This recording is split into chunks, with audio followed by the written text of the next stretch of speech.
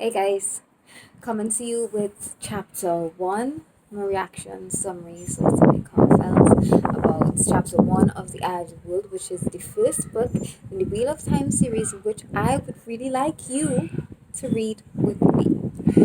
The entire series. And then we could talk about it. And it is a big series, I am not disputing that. But it is great. It is a great series. And I really, really, really, if you are my friend, if you care for me, you would read it. So we could talk. We could talk about it. Anyways, so before it's just like I start chapter 1, I want to give you guys a little bit of backlog. So it is like you guys have better context and better understanding of what it is we're going into. So in the passage, we talked about in the prologue with Luz Theron Telamon, the dragon reborn at the time. That was in the Age of Legends. That is the Age of Legends. And like things have changed vastly from that age to this age. Like there were a lot of advancements in that age. I believe that there were probably things like television, internet, electricity, cars, transport, that sort of thing. Within the age that we are currently in, it's sort of like we got knocked back to the dark age. And of course, that's because of the amount of wars that occurred leading up to the age that we are in. Now, remember, in the prologue, as I said, with Luz Theron and the 100 companions, what was set off there was the breaking of the world. Directly, I would say. And remember, they went crazy because they received the bow, and the Dark One's counterattack was that he tainted Sayadin, which caused the males who access that part of the one true source, there's Sayadar, and then there's Sayadin. Sayadin is what males access. So over time, the males went crazy, crazy, crazy, crazy enough to destroy the world, crazy enough to kill people. They decimated entire populations. They removed mountain ranges. They brought up mountains where there were never any. They brought land up within the seas. The entire infrastructure of the earth was changed fundamentally. So like there were losses of nations because where it is the nation exists, it didn't exist there after the men who broke the world. And there's more. There's more. um so the War of the Shadow, which like precedes the breaking of the world, it does. The War of the Shadow began when, remember, our side, which is a good side, there was a hole that was bored into the Dark One's prison, and we did that. We didn't know that it was the Dark One's prison, but yeah, and that set off the War of the Shadow, right? Because people. Okay, so because the shadow is able to affect and manipulate the world, even though he is not exactly free. So when there was that boar, he was able to manipulate the earth. Like there were diseases and pestilences that were unheard of that just popped up. There was like the climate change, the trees and life. It changed. I'm not certain how it is like he got the armies that he got. Like he was able to convince the people to turn and fight for his side. I'm not sure how that happened, but it happened. There were creatures that like were dark creatures created of darkness, and they also fought in the War of the Shadow, and it was a very hard fight. It was.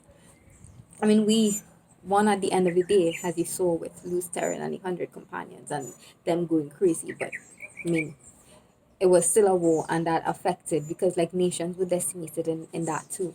And like we're talking about like in the age that we are reading about now, like history is history. There's a lot of history that is lost. There are lots of advancements that is lost. We are actually, we don't have electricity anymore. We don't know what that is. We don't know what like artificial light is.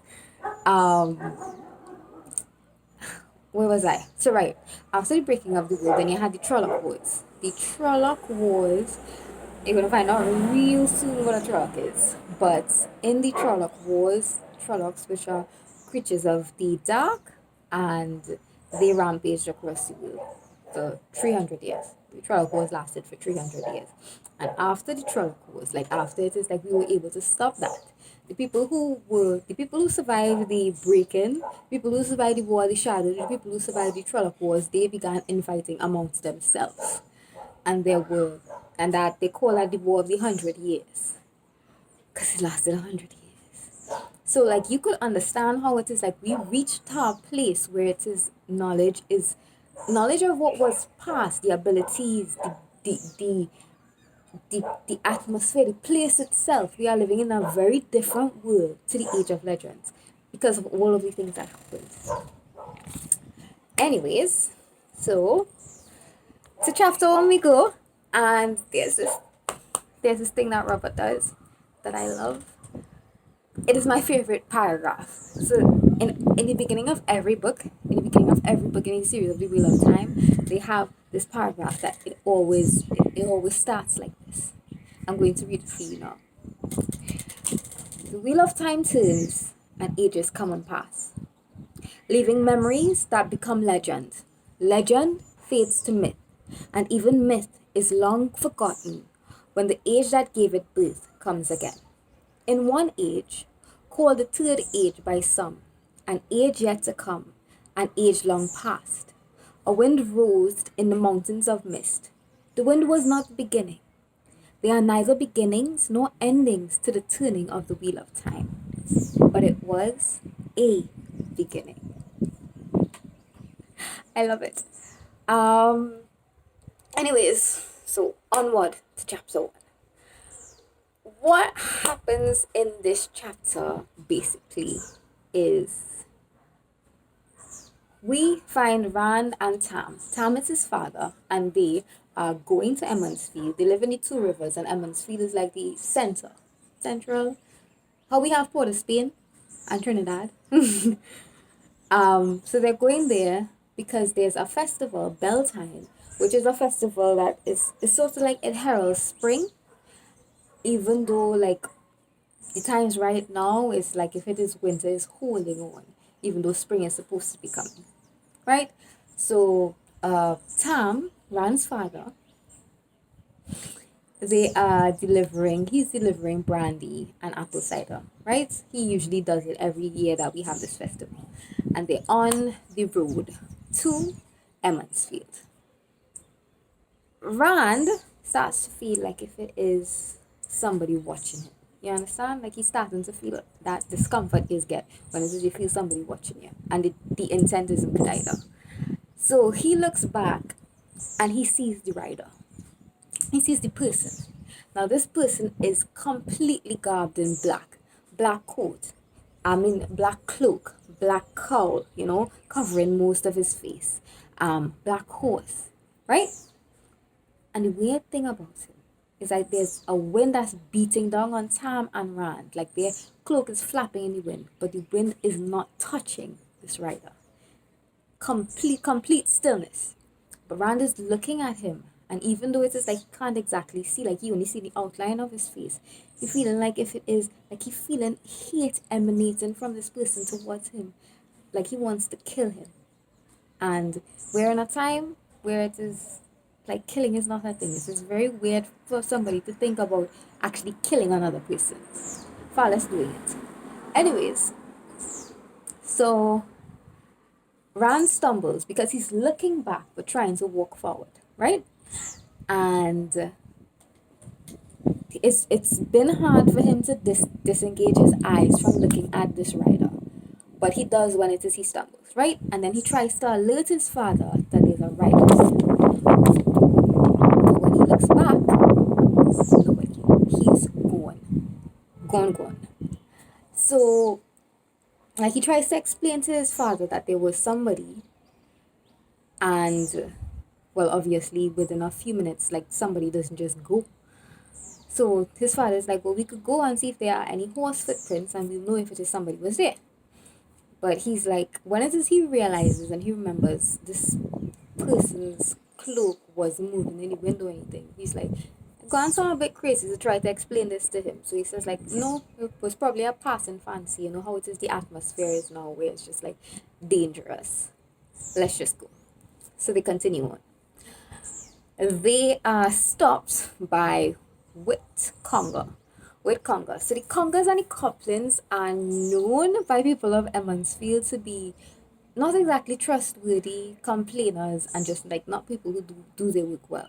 I guess like in every village there are families. There's one family they're just like, set a good for nothing's boy. So Wit is there to complain about Nynaeve. Very important name, please remember it.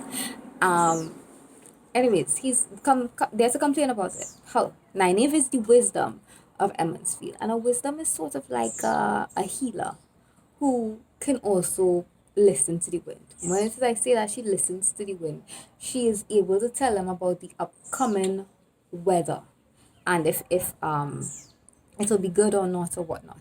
And she had told them that it would be, but it's not, obviously, if it is winter is holding on so far into where it is like we're supposed to have spring now, right? And so he wants to complain about her, but they are trying to move as quickly along as possible, not only because of him and they don't want to really have this conversation. His wife comes out, she does, and she starts arguing with him, and like they make a quick exit. But this is because Tam is a widower. So Rand's father doesn't have a wife, and he hasn't had a wife for years. Rand is like maybe 16, 17. So it's been 16, 17 years. And yeah, they always trying to put Rand aside or Tam aside and like convince him, hey, I know this great person for you. So they know about that. Neither him nor Rand really looking to stop to have this conversation. So they have a quick exit strategy. So on they go, right, to the Wine Spring Inn, which is where the mayor resides and he owns it and he's like the innkeeper, right?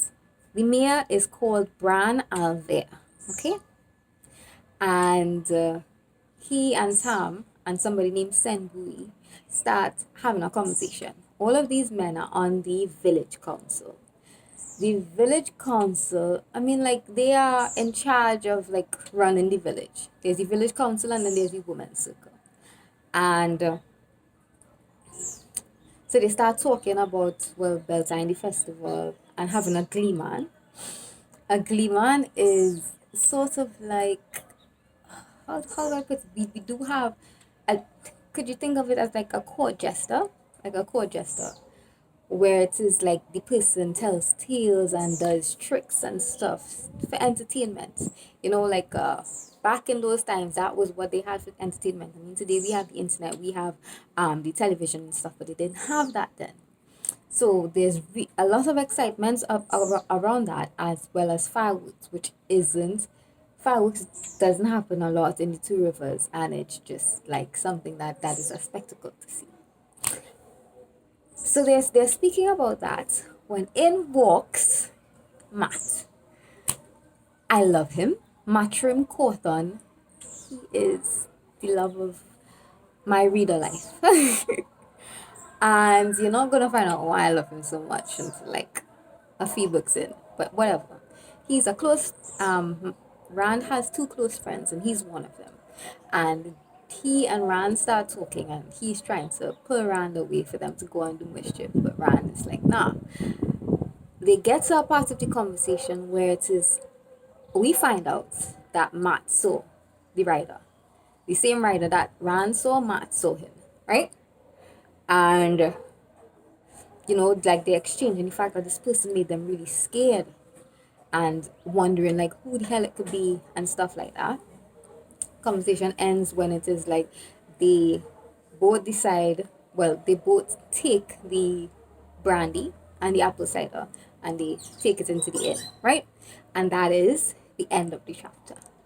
Maybe it's a slow moving chapter, but I'm telling you guys, the next chapter is real peace. Real peace.